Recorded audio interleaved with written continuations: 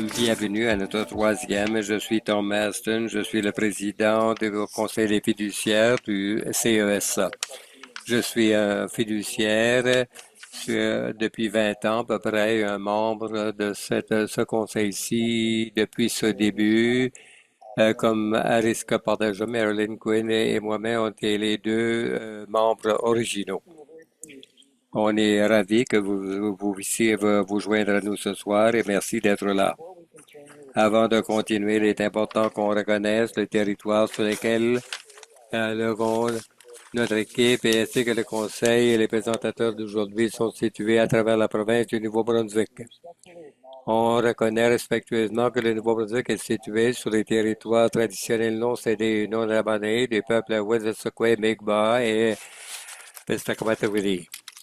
Nous engageons à restaurer et à reconstruire des relations significatives avec les peuples autochtones et à honorer les terres porteuses d'espoir. L'agenda de ce soir, c'est les bienvenus, une mise à jour sur la santé du plan et ensuite on aura une période de questions et réponses. Ce soir, je suis joint par mes collègues membres et deux présentateurs, Yves Plord, actuaire et partenaire avec TELUS Santé, et Sean Hewitt, le président de Vescore Inc. et les services de Vescore qui fournit les placements. Suite à leur présentation, on sera disponible pour répondre à vos questions, y compris tout ce qui était soumis avant la réunion. Je vais vous présenter les membres du conseil d'administration. Je vais demander d'allumer vos vidéos alors qu'on passe aux présentations des membres. Elle est composée des membres suivants. Si vous êtes curieux d'apprendre avec plus de détails, les autobiographies sont à notre adresse courriel. Matt Hills, le vice-président du Conseil des fiduciaires et négociateur en chef pour le syndicat des infirmières. Paula Doucette, présidente du syndicat des infirmières infirmières du Nouveau-Brunswick. Marc Godette, sous-ministre adjoint à la retraite pour les services stratégiques pour le ministère des Transports et Infrastructures. Richard Luton, le directeur gérant des marchés capitaux de la division Trésorier du gouvernement du Nouveau-Brunswick. Ben Mercero, qui est sous-ministre adjoint avec le ministère du Développement social, qui sert dans le rôle des soins à long terme. Suzy Prudel, président du syndicat du Nouveau-Brunswick. Marilyn Quinn, infirmière à la retraite et ancienne présidente du syndicat des infirmières. Maria Richard, première vice-présidente du syndicat des infirmières. Maria est une infirmière immatriculée à Moncton. Ensuite, il y a Lisa Waters, directrice des services.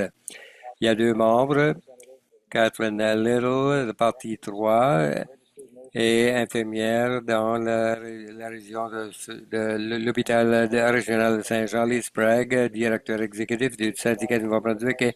Elle fournit des conseils juridiques et représentants pour le syndicat du Nouveau-Brunswick. 10 ans passés, on a converti le régime à ce qu'il est aujourd'hui. Ce changement est demeuré constant pour avoir un régime de pension qui fournit des bons services à tous les cotisants au régime. Et on va partager avec vous en plus grand détail ce soir. Notre premier invité est Yves Plourde, actuaire et partenaire avec TELUS Santé et l'actuaire indépendant. Un actuaire, c'est un expert dans les mathématiques d'un régime. Et fait des tests de gestion des risques et beaucoup plus pour examiner la santé financière du régime sur une base annuelle. Comme rappel, l'information sera présentée en français et en anglais ce soir. Souvenez-vous que l'interprétation simultanée est disponible. Si vous voulez entendre tout ça en anglais ou en français, choisissez votre langue de choix.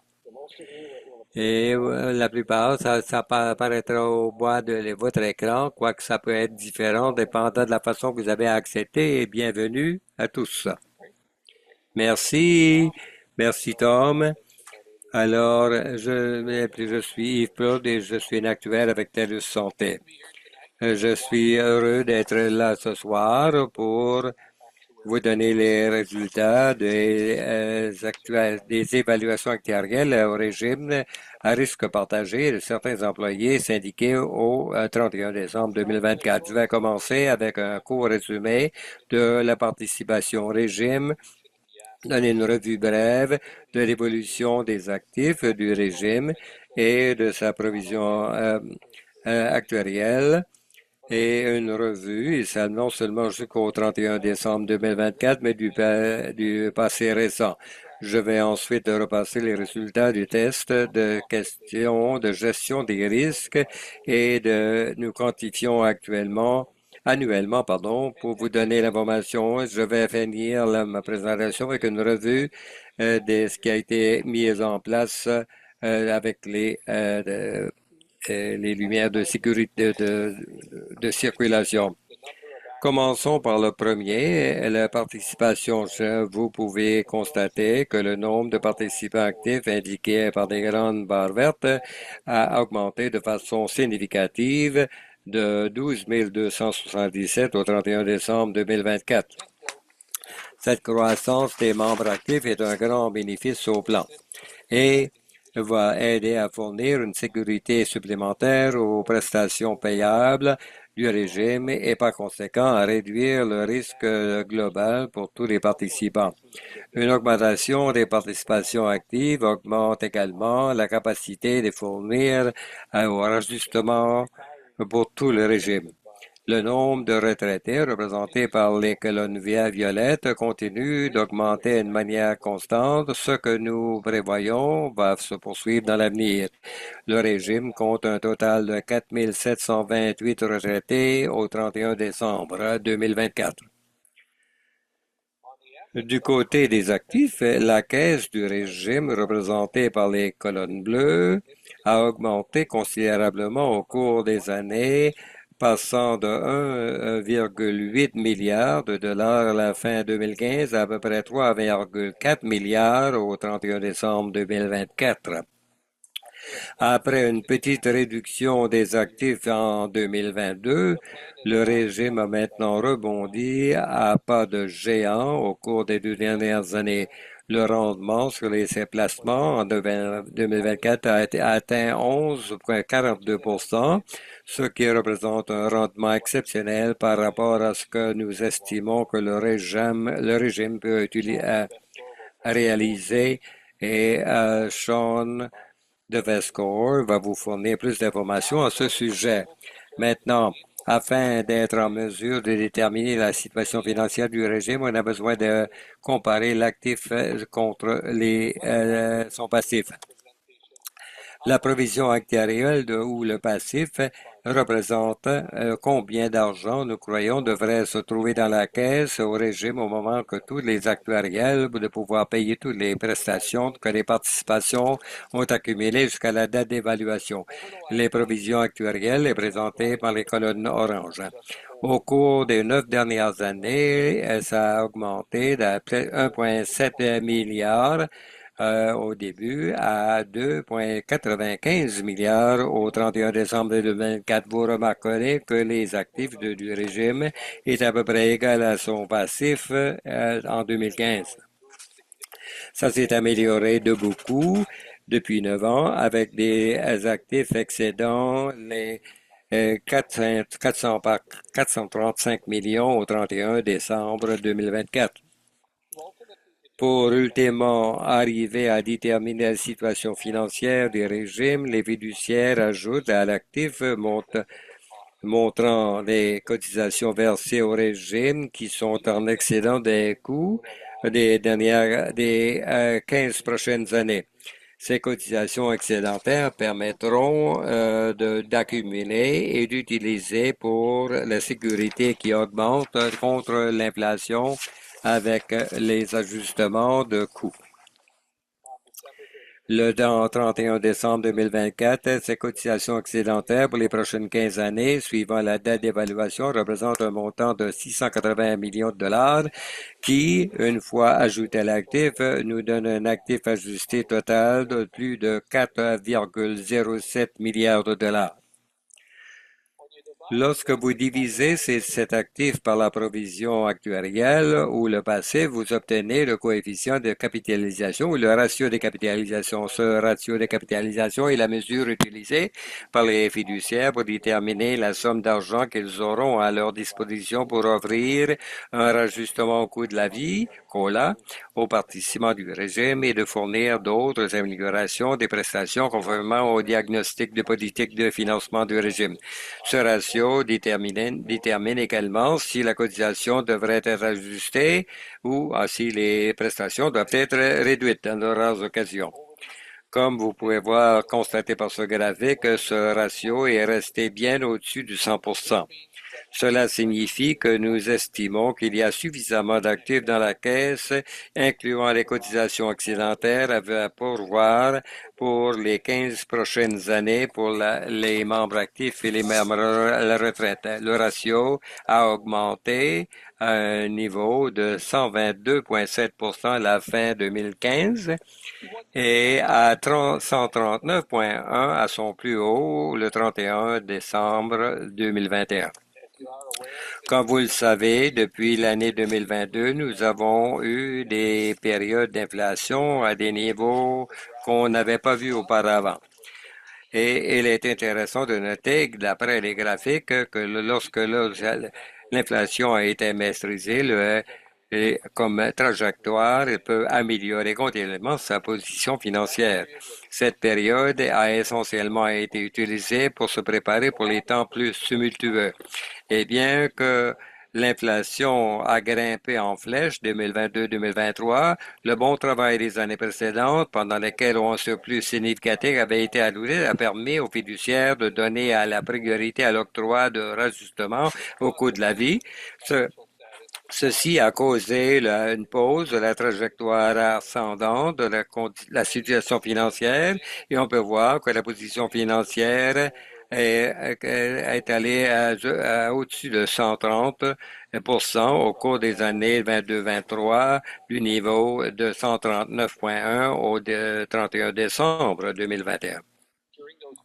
Durant ces 2 années, le rajustement au coût de la vie de plus 5,5 par année ont été accordés. L'année dernière, un COLA de 3,11% couvrant la pleine inflation pour cette période. On peut maintenant pousser un soupir de soulagement parce que cette période forte d'inflation est maintenant terminée. Et l'inflation, c'était maintenant environ 2%. On peut voir que la situation financière du régime s'est redressée par rapport au ratio de capitalisation pour plus faible des 2 dernières années à un montant de 137,7% au 31 décembre. Il semble maintenant que la lutte contre l'inflation se situe dans notre rétroviseur et le régime se retrouve dans sa meilleure position financière. Ces 2 éléments sont de très bons augures pour l'avenir. Les projections actuarielles qu'on fait à chaque année pour les fiduciaires révèlent qu'on peut s'attendre à ce que la trajectoire ascendante du ratio de capitalisation du régime va se poursuivre à long terme, comme ce fut le cas pour la période de 2015-2021. Il y a sûrement des obstacles sur la route, mais vous pouvez être assuré qu'avec un ratio de 137% aujourd'hui, votre régime est mieux préparé qu'il n'a jamais été auparavant pour faire face à toute incertitude des marchés. Je vais maintenant faire le reste de ma présentation en français. Parlons maintenant des tests de gestion des risques effectués de façon annuelle. Le premier test de gestion des risques consiste à calculer la probabilité que les prestations de base du régime ne seront pas réduites au cours des 20 prochaines années. Ce premier test nous indique que dans plus de 99,55% des cas étudiés, les prestations de base du régime ne sont pas réduites. Ce score excède grandement le minimum de 97,5 prescrit par la loi des pensions. Le second test de gestion des risques consiste à calculer la moyenne des rajustements au coût de la vie que l'on peut espérer accorder au cours des 20 prochaines années. Ce calcul produit une moyenne espérée de rajustement au coût de la vie de 100 de l'inflation sur les 20 prochaines années. Également, le résultat de ce second test est extraordinaire et nous indique que des pleins rajustements au coût de la vie devraient continuer dans le futur. Ceci m'amène sur le sujet de l'inflation et des rajustements au coût de la vie. Votre régime a été conçu pour offrir une protection contre l'inflation sous forme de rajustement au coût de la vie. L'inflation est mesurée par l'augmentation dans l'indice des prix à la consommation, tel que publié par Statistique Canada à chaque mois. Pour la période de 12 mois qui se termine en juin 2025, l'augmentation moyenne de l'indice des prix à la consommation ou de l'inflation au Canada a été de 2,01 %. Étant donné la saine situation financière du régime au début de l'année 2025, de plus de 137 %, les fiduciaires ont été en mesure de fournir un rajustement au coût de la vie de 2,01 % qui sera mis en œuvre au 1er janvier 2026. Ce rajustement couvre encore cette année la pleine inflation au Canada. Le rajustement est octroyé à un coût de 56,8 millions de dollars.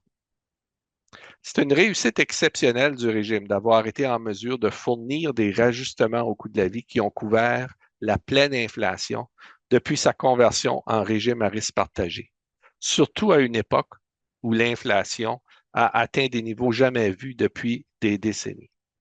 Et ce, tout en maintenant un niveau de capitalisation des plus élevés de son histoire à plus de 137 %. Maintenant, avant de terminer ma présentation, je voudrais prendre quelques minutes pour discuter des feux de circulation comme outil de communication développé par le Conseil des fiduciaires. Le Conseil a mis en place l'année dernière un système de feux de circulation afin de communiquer plus efficacement la santé financière du régime. Le feu de circulation a été identifié comme un moyen rapide et facile de transmettre des informations sur la situation financière du régime et sa capacité de fournir un rajustement au coût de la vie. Ce système est maintenant utilisé dans la plupart des documents de communication publiés par les fiduciaires, tels que les bulletins d'information et les rapports annuels. Le feu de circulation changera de couleur en fonction du niveau de capitalisation du régime. En retour, le niveau de capitalisation vous donne une indication de la capacité du régime à fournir un rajustement au coût de la vie. Nous espérons que vous serez en mesure d'apprécier la santé financière du régime et sa capacité à fournir un rajustement au coût de la vie simplement en fonction de la couleur du feu de circulation qui sera révélé à chaque année lorsque les résultats de l'évaluation actuarielle seront disponibles. Un feu vert indique que le ratio de capitalisation du régime dépasse 120 %. Un ratio de capitalisation supérieur à 120 % indique que le régime est en bonne santé financière et qu'il peut fournir un rajustement au coût de la vie pour cette année-là. Comme vous pouvez le constater, avec un ratio de capitalisation qui se situe actuellement à un niveau de 137,7 %, le régime affiche actuellement un feu vert.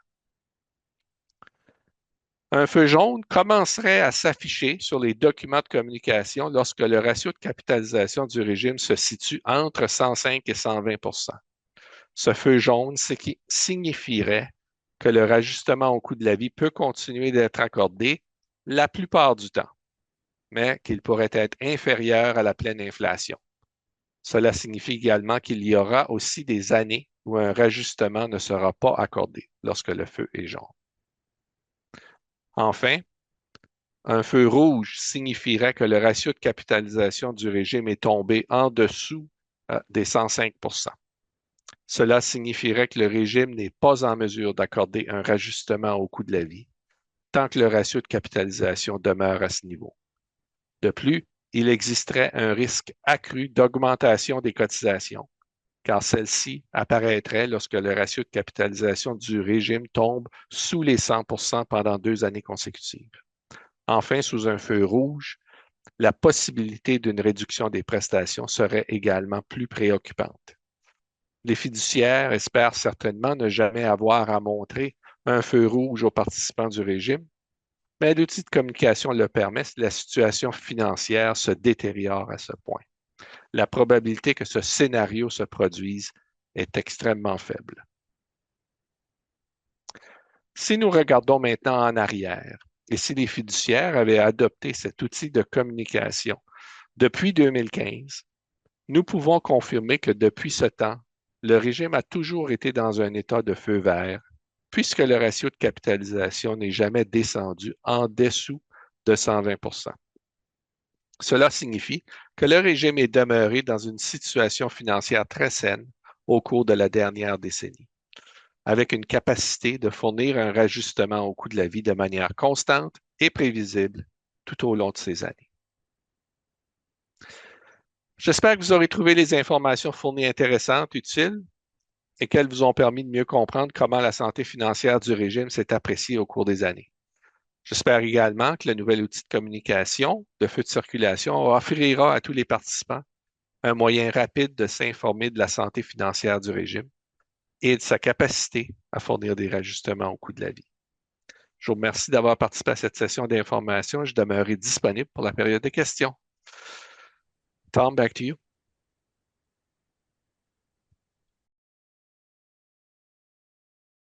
Merci. Et bien, des mises à jour sur le régime, y compris les faits de circulation, sont toujours disponibles sur le site web et les lettres semi-annuelles. Les résultats peuvent être obtenus au site web.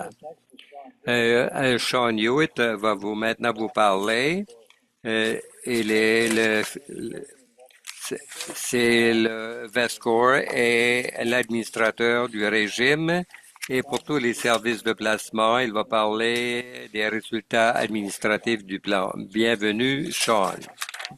Merci, Tom, et bonsoir tout le monde. Merci de vous joindre à nous ce soir. J'ai à peu près 18 mois ici comme président et PDG de Vescore et comme néo-brunswickois. C'est un honneur pour moi de vous présenter aujourd'hui comme représentant de votre administrateur et gestionnaire des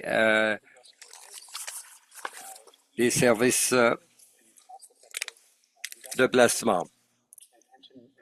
Nous offrons des services intégrés, innovants et rentables, de gestion de placement. On a 160 professionnels situés dans la province.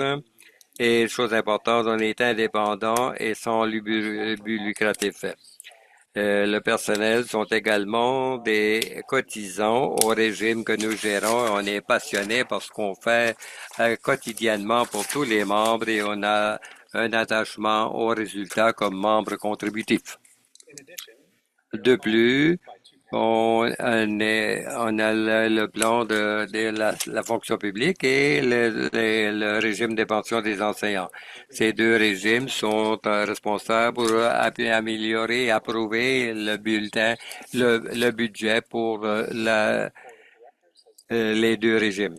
Et tous nos employés ont beaucoup d'expérience dans les meilleures pratiques financières, ressources humaines et gouvernance organisationnelle. On est réglementé comme gestionnaire de régime et de placement. On appuie 114 000 membres en tout et 43 employés et plus de 100 groupes d'employeurs. On va parler des services de gestion de placement. Alors, ceci est la liste de choses pour lesquelles on est responsable et tout ça, c'est important et ça contribue à la santé financière du régime. On fait la gestion des placements au quotidien pour l'approche des placements et l'exécution des régimes de placements, les rapports réguliers sur le rendement des placements, le rapport régulier sur la conformité et l'investissement responsable et, en collaboration avec l'actuaire du régime, réaliser des analyses sur les viabilités du régime et des projections. C'est important qu'on détermine les objectifs ni les allocations d'actifs. À l'heure actuelle, on a à peu près 23 milliards en placement dans tous les régimes au Nouveau-Brunswick, c'est le plus grand investissement au Canada atlantique et à l'échelle nationale, un des plus grands.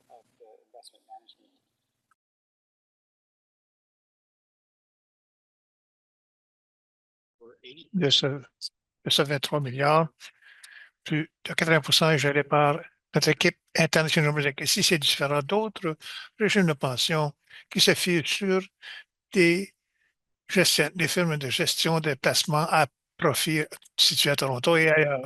Cette combinaison de dimensions et notre approche gérée à l'interne entraîné que nos coûts de gestion de placement ont été un des plus bas au Canada selon des études de coûts externes. En 2024, nos coûts étaient d'environ 0,2% moins que les organisations de placement de notre dimension.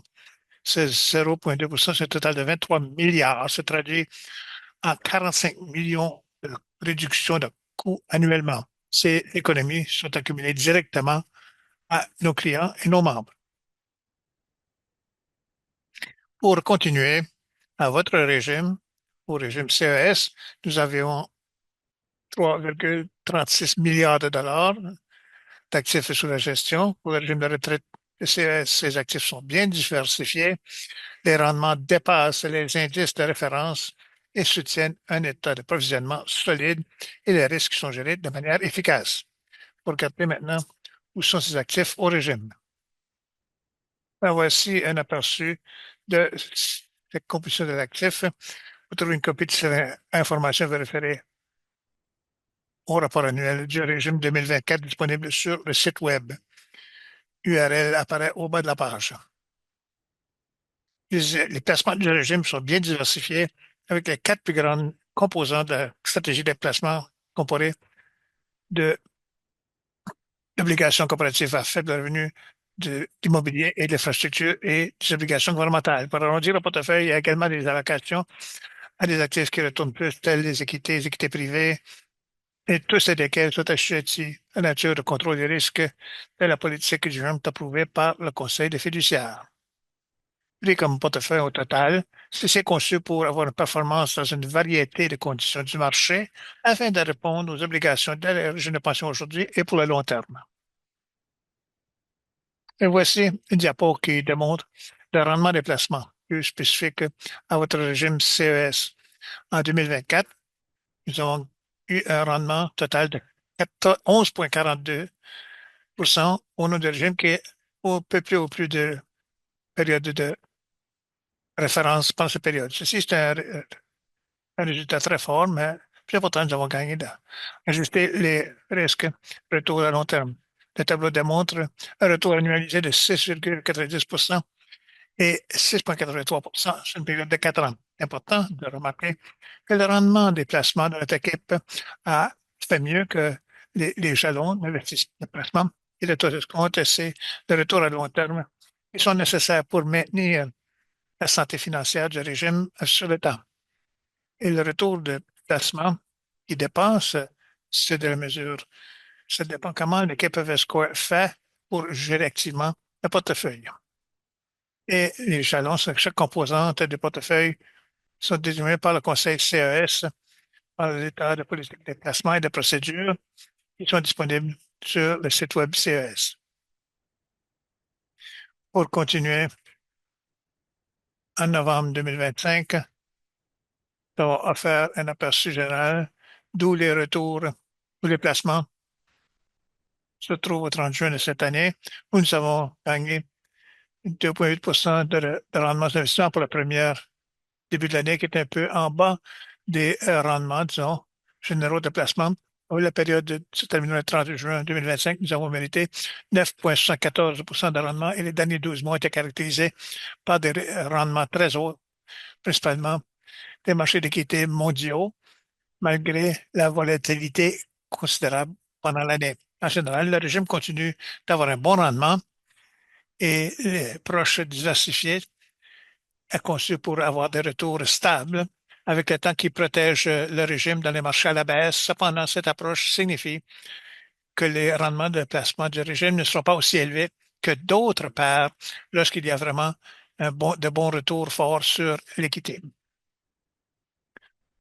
Pour considérer l'administration, service d'administration, fonction chez Vescore, voici la liste de choses pour lesquelles nous sommes responsables. Répondre aux questions quotidiennes. Lorsque vous appelez, vous avez une question au sujet de votre régime. Le personnel des services d'administration peuvent répondre à ces questions. Et nous recevons les cotisations des employés et des employeurs au nom des clients et nous versons des pensions mensuelles par le service de paie des pensions et nous répondons aux demandes liées au régime de retraite, par exemple, estimé des pensions, des retraites, rupture de mariage et rachat de services. Alors, quelques faits rapides sur les services d'administration. Nous restons très actifs avec plus de 36 500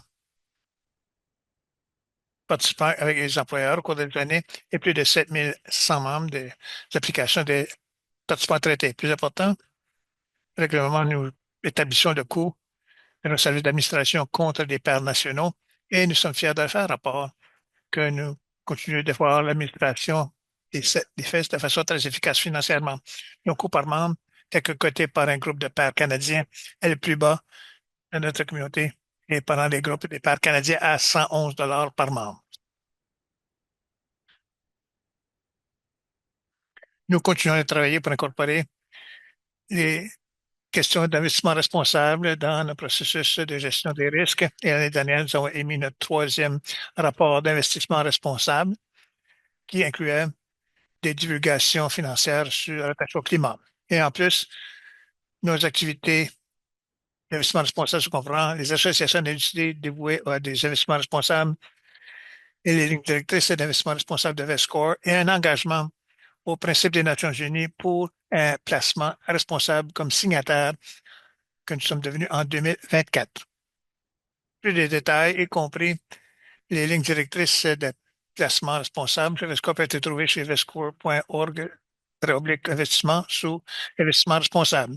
Nouveau pour 2024, le NBP-SPP a émis son premier rapport d'investissement et ce rapport détaille de l'information telle l'empreinte du carbone et votre régime. Et pour continuer, je vais parler de VESCOR dans la communauté. Ça, nous avons un bon partenariat avec l'Université du Nouveau-Brunswick et à travers l'organisation, nous avons du personnel qui enseigne des sujets tels le financement coopératif, la gestion des finances et la gestion des risques. Et nous restons très engagés dans la communauté et nous encourageons notre personnel de se porter volontaire dans différentes capacités. Il y a 26 ans, VESCOR et les prestataires de VESCOR ont commencé un fonds d'investissement pour les étudiants où nous sommes devenus un partenaire de financement initial et nous avons un développement continu avec l'Université du Nouveau-Brunswick. Et ça donne aux étudiants de l'Université du Nouveau-Brunswick une chance d'analyser s'ils aimeraient avoir de la gestion des placements comme partie de leur choix de carrière. Et peut-être pour terminer, en résumé, VESCOR continue de dépasser de manière rentable les objectifs à long terme de ses propriétaires et de ses clients, comme prévu. Notre structure organisationnelle et notre modèle de gouvernance sont basés sur les meilleures pratiques du secteur avec un contrôle indépendant et nous nous engageons à servir nos clients et leurs bénéficiaires. Merci bien. Je passe la parole à toi, Tom. Je suis disponible pour répondre à la question que vous puissiez avoir.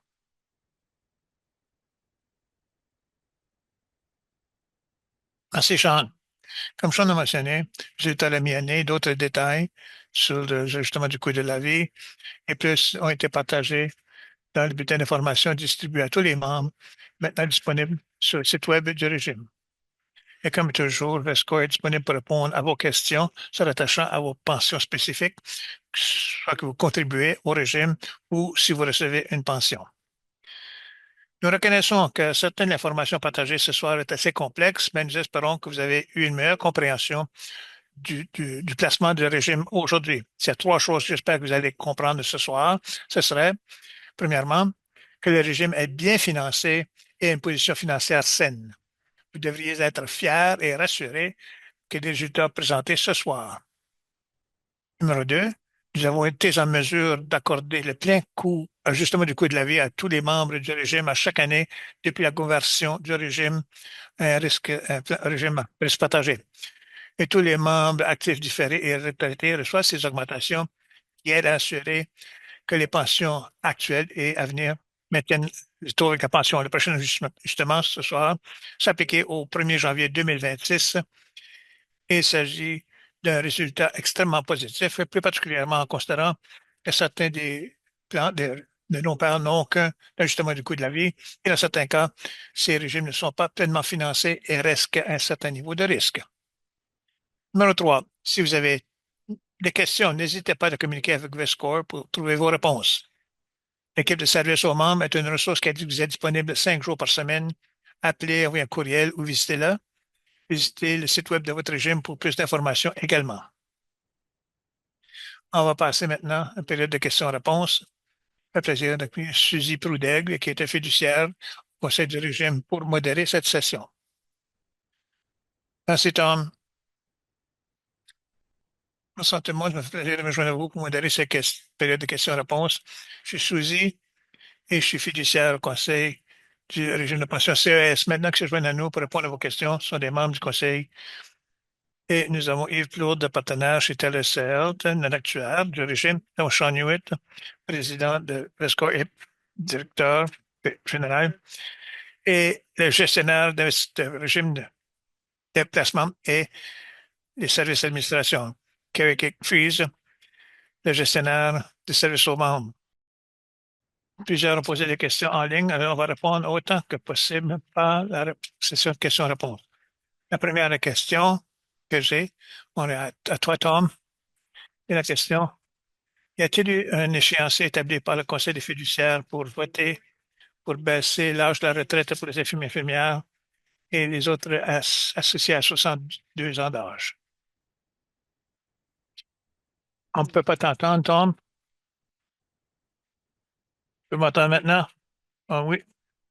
Bon, c'est moi. Non, la vidéo ne fonctionne pas pour moi. En tant que vous puissiez m'entendre. Alors, le processus, c'est lorsque les partis étant les deux syndicats et l'employeur, lorsqu'ils arrivent à une entente sur un changement dans le régime de pension, ils informent le conseil des fiduciaires que c'est arrivé. Alors, la lettre des partis est arrivée hier, nous informant que ça a été négocié et cette lettre ne contenait pas le chiffre précis. On comprend qu'on aura les chiffres d'ici quelques jours. Le conseil des fiduciaires, leur rôle est ceci, c'est pour s'assurer que les changements proposés soient équitables et le régime. Ça, c'est une exigence légale pour le devoir fiduciaire que les tribunaux, c'est un cas de conduite que les tribunaux demandent des fiduciaires. Ça semble être une équipe assez religieuse. Notre objectif, sans avoir eu cet appui, sans couvert tout cela, je pense que ça ne prendra pas beaucoup de temps. Avec cela, je crois, sans doute d'ici quelques semaines, je ne pense pas que ça va continuer pendant des mois et des mois. Et c'est la même question que VESCOR, qui fasse les bons changements au système interne. Alors, nous n'anticipons pas que ce soit un long processus, à condition que nous sommes tous surpris de quelque chose qui n'a pas été décidé. Et vu ce travail, je pense que c'est une faible probabilité. Alors, la réponse est, c'est qu'on aimerait être en mesure, d'ici les prochaines semaines, pour aller de l'avant pour la mise en œuvre. Bon, merci Tom. La prochaine question va à Kent. Si une personne reçoit la pension de VSCORE et vit dans une autre province, est-ce que l'impôt retenu à la source est basé sur l'impôt du Nouveau-Brunswick ou de la province où habite la personne? Merci pour la question, Suzy. C'est ça exactement. L'impôt va être retenu à la source de la province où la personne réside. Ça, c'est où ce que la personne demeure, c'est leur adresse de résidence qui vont être imposées. Merci. Yves, la prochaine question. Notre fonds est à 132% surfinancé en comprenant que l'objectif, c'est de surfinancer à 120%. Qui a établi ce jalon, cet endroit? À quel point est-ce que les contributions sont abaissées sur- quand on a trop d'argent? Et notre fonds actuel est surfinancé à 137%, comme on l'a vu ce soir. Alors, c'est une meilleure position de financement. L'objectif, c'est 120%. N'est pas nécessairement l'objectif, c'est 120%. C'est le montant où nous considérons que le régime est en bon état financier. Et ensuite, c'est un moment où le coût de la vie, l'augmentation du coût de la vie peuvent être permises.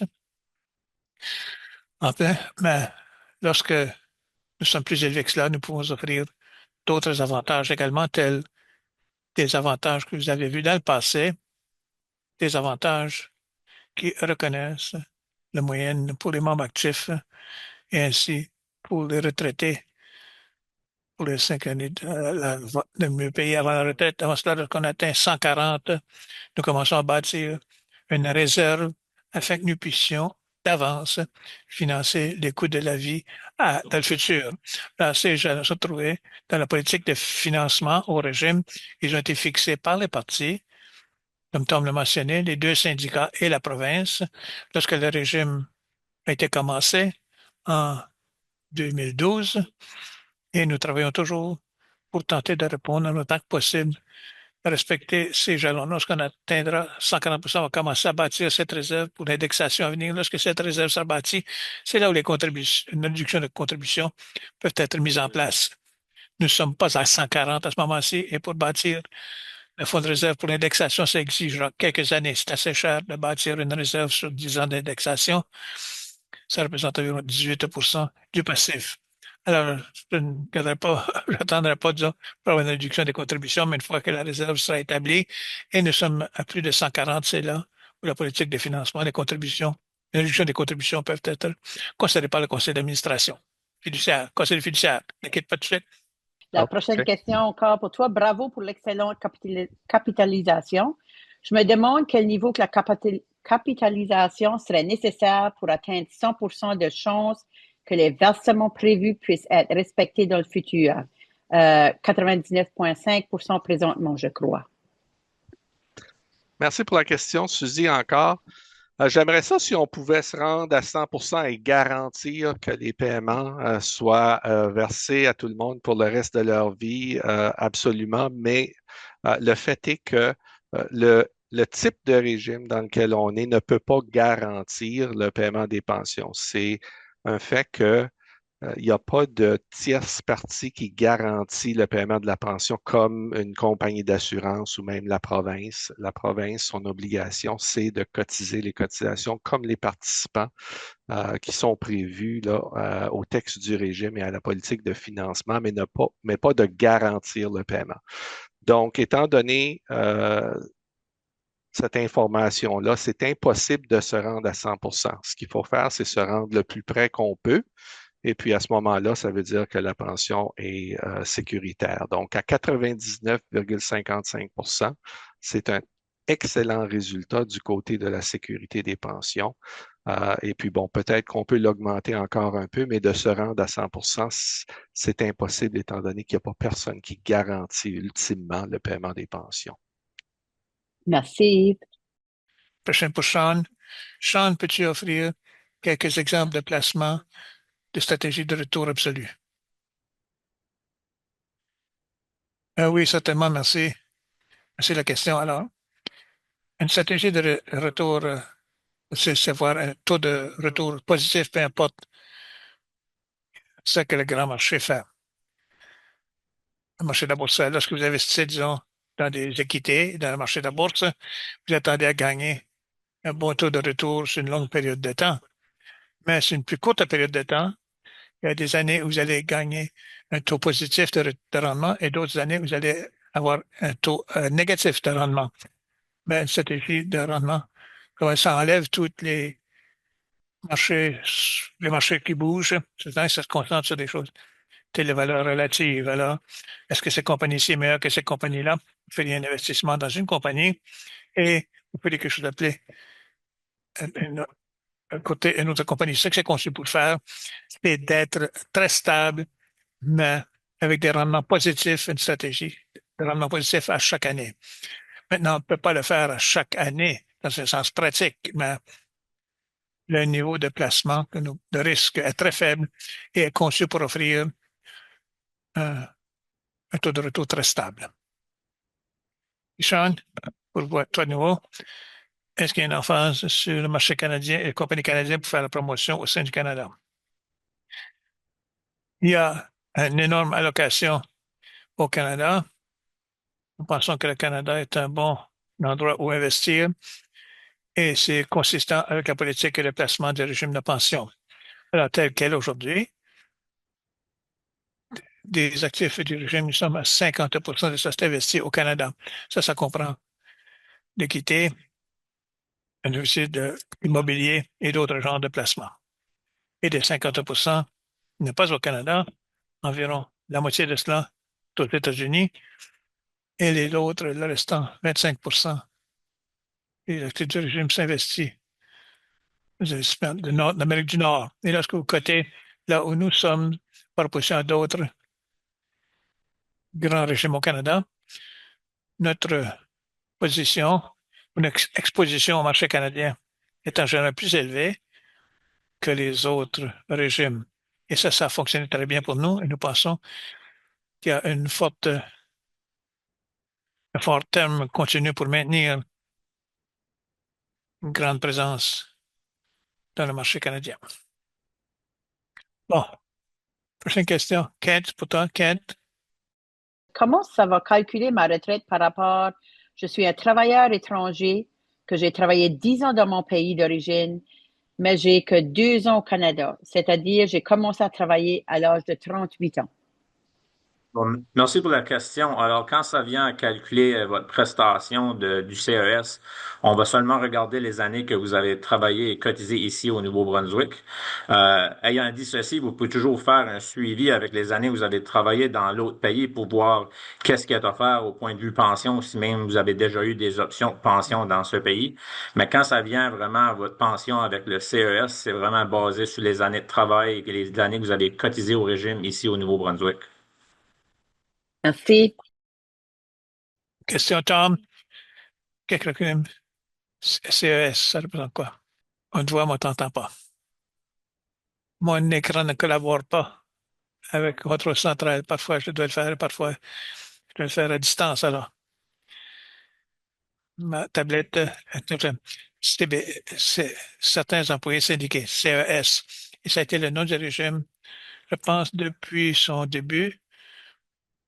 Et je ne suis pas certain de l'origine de cette phrase, mais ça a été le nom. C'est certains employés syndiqués. CES. Merci. Sean, maintenant. Sean, est-ce que tu peux comparer ou faire des commentaires à propos des rendements de l'investissement quant aux organisations paires au Canada, des exemples CPP, les enseignants de l'Ontario, etc.? Oui, certainement.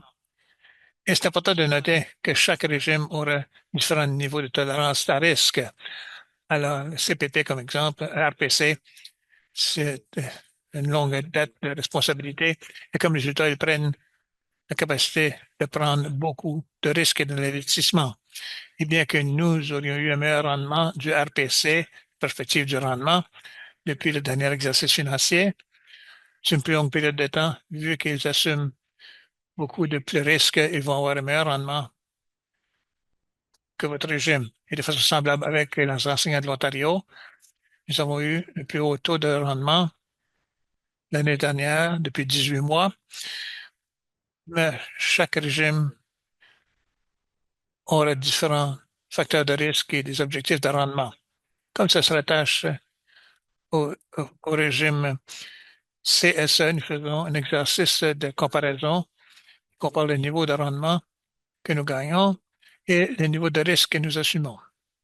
Et ce que ça démontre, c'est que depuis la période de 4 ans, qui est une mesure ordinaire, qu'on mesure ces choses-là, et nous produisons à chaque année, mais depuis les 4 dernières années, ce que ça démontre, c'est que votre régime était au-dessus de la moyenne des régimes de pension canadiens, avec beaucoup de marge, mais c'est arrivé à un moindre risque, beaucoup moindre risque. Là, vous seriez au bas du 10% en termes du niveau de risque que vous assumez, qui est une bonne chose, et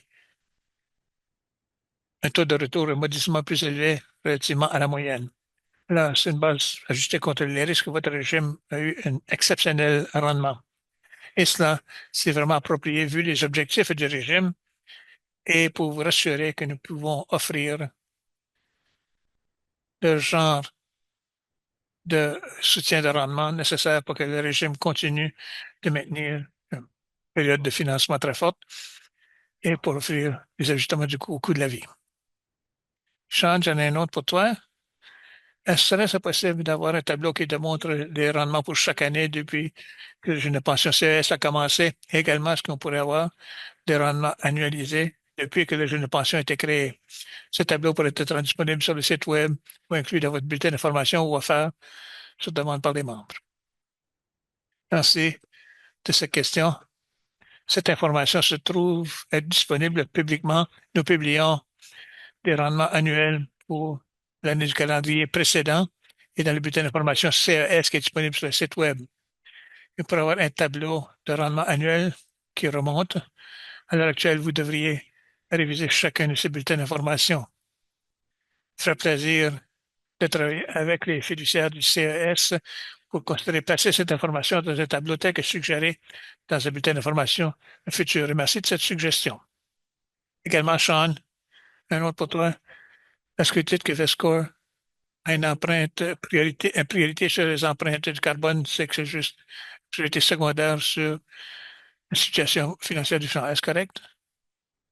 J'aime cette question, merci. La réponse est non. Nous sommes ici pour gagner un bon taux de rendement sur le temps et franchement, c'est ça l'objectif primaire. Et franchement, le seul objectif, c'est d'avoir un bon retour gérer des risques, avec des risques gérés. Mais nous faisons des investissements sur longue date, certains de nos placements, plus particulièrement dans l'infrastructure et l'immobilier. Ce sont des placements que j'attends qui seront là pour de longues périodes de temps. Alors, nous devons effectivement faire cela pour gérer les risques à ce sujet et nous devons comprendre la situation environnementale actuelle et ce que nous attendons que ce sera à long terme. Parce qu'une chose que nous ne voulons pas faire, c'est d'avoir des placements qui ont un pauvre rendement comme résultat d'un changement climatique, comme exemple. Alors, le tout, c'est dans la construction de gains, des rendements pour appuyer les régimes de pension. Nous n'avons pas de cible spécifique lorsque ça vient à l'empreinte de carbone, mais pour incorporer les questions d'environnement, un processus de placement, nous croyons que ça amènera à de plus grands retours à risque géré avec les temps. C'est une excellente question. Merci. J'en ai un autre pour toi.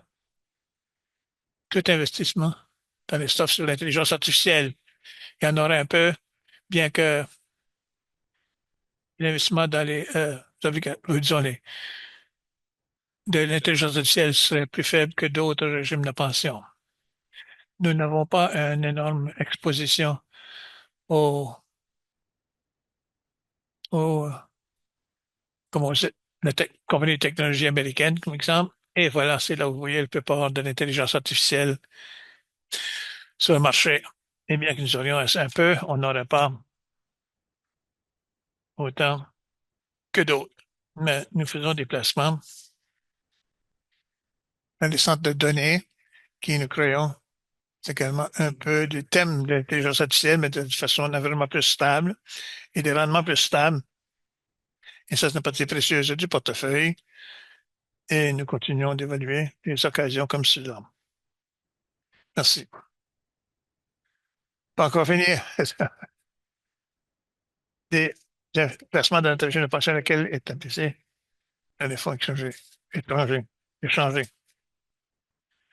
La majorité des placements de régime sont gérés ici, à l'interne, au Nouveau-Brunswick.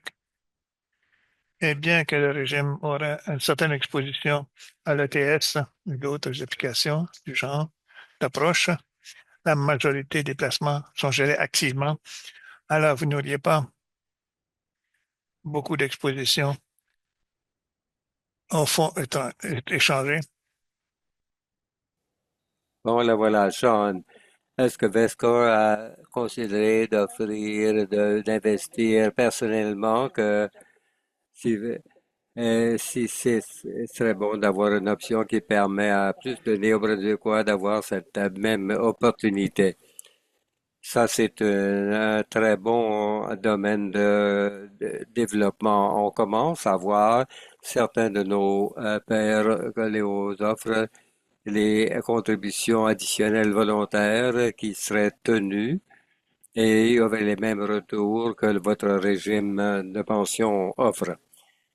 Je suis intéressé dans cela. Il y a du travail qu'on aurait besoin de faire pour se préparer à cela, mais c'est une excellente question et c'est quelque chose à laquelle on pense de faire chez Vescore. Merci de la suggestion. Une question, comment est-ce qu'une lettre peut arriver, la réduction dans l'âge,